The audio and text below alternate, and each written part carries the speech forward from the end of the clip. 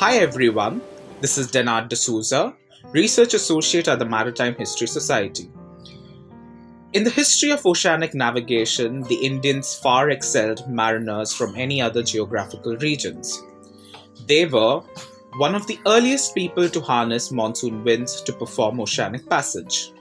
Incidentally, there is ample archaeological evidence to show the presence of Indians in the Persian Gulf region since the Chalcolithic era. The Indians sailed their reed boats laden with precious ware, which they sold in the markets of Sumer and Babylon. Not just limiting to trade, they even migrated and integrated in the Mesopotamian society, just like modern diaspora Indians do. Sadly, our adventurous ancestors never bothered to record their maritime voyage like the Greeks and the Arabs did after them, but rather preferred to preserve it as oral narratives. This made us believe that the Greeks and their Roman counterparts were the first people to have discovered the monsoon maritime trade route, despite being non-natives to the region. So let us see what the Greeks and the Arabs have to say about the role of the Indian navigators in the Indian Ocean region and how Indian nautical practices were appreciated over time.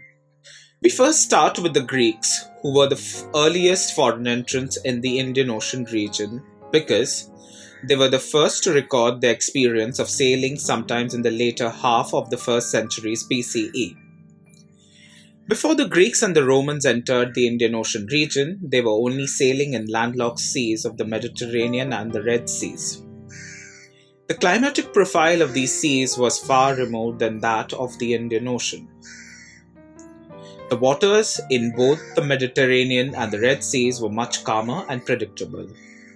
This meant that the vessels used in these waters were simple and not as sophisticated as those which were used in the rough and intense weather of the Indian Ocean. These Greco-Roman vessels were, for the most, riveted with iron nails. This made them rigid and untenable for use in the Indian Ocean, where the nature of the waters were rougher and the ships had to be agile.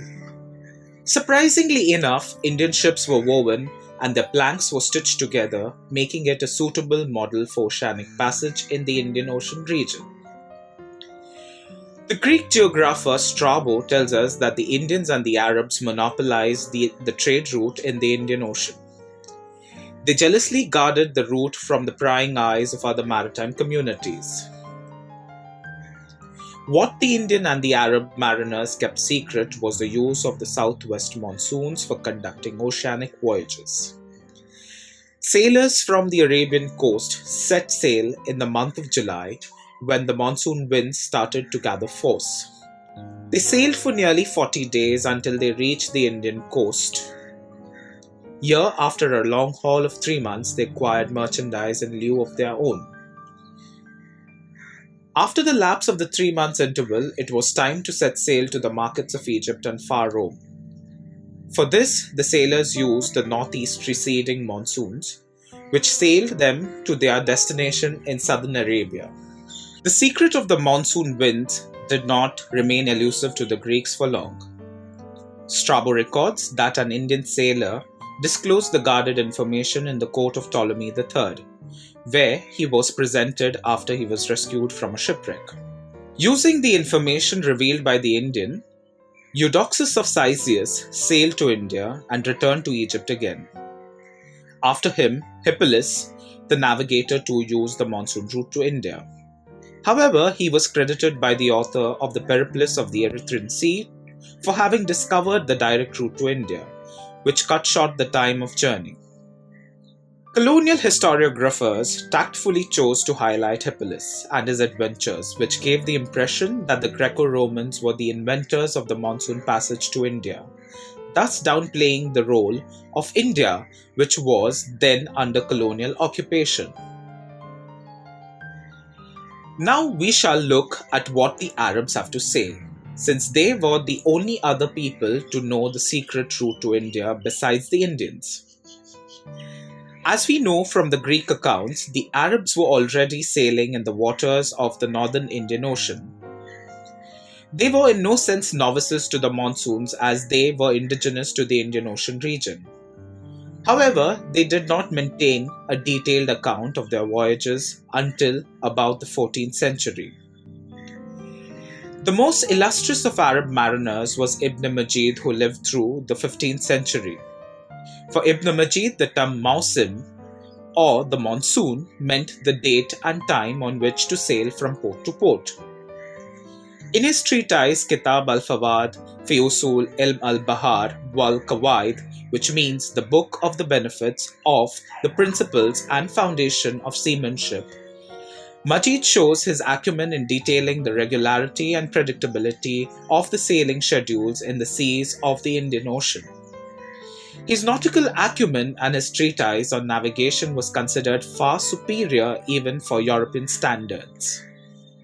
Despite this, Majid in his own work named the Fawad acknowledges the sophisticated nautical practices of the Sulians, the Arabic term for the Cholas. He says, "It is certain that the Cholas live nearer to these coasts than anyone else, so we have used them and their Kias as guides."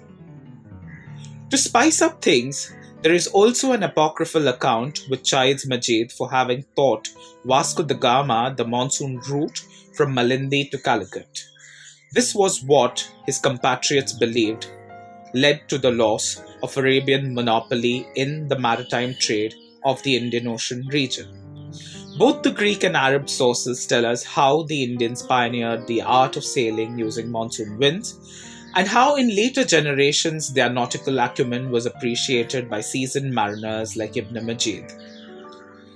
The narrative of India's maritime history has been Eurocentric. This has made the Indians appear as non-explorers and thalassophobic, to say the least. It is time we revisited this Eurocentric narrative and highlighted the real history of India's maritime past and appreciated its ancient seafaring traditions. Thank you.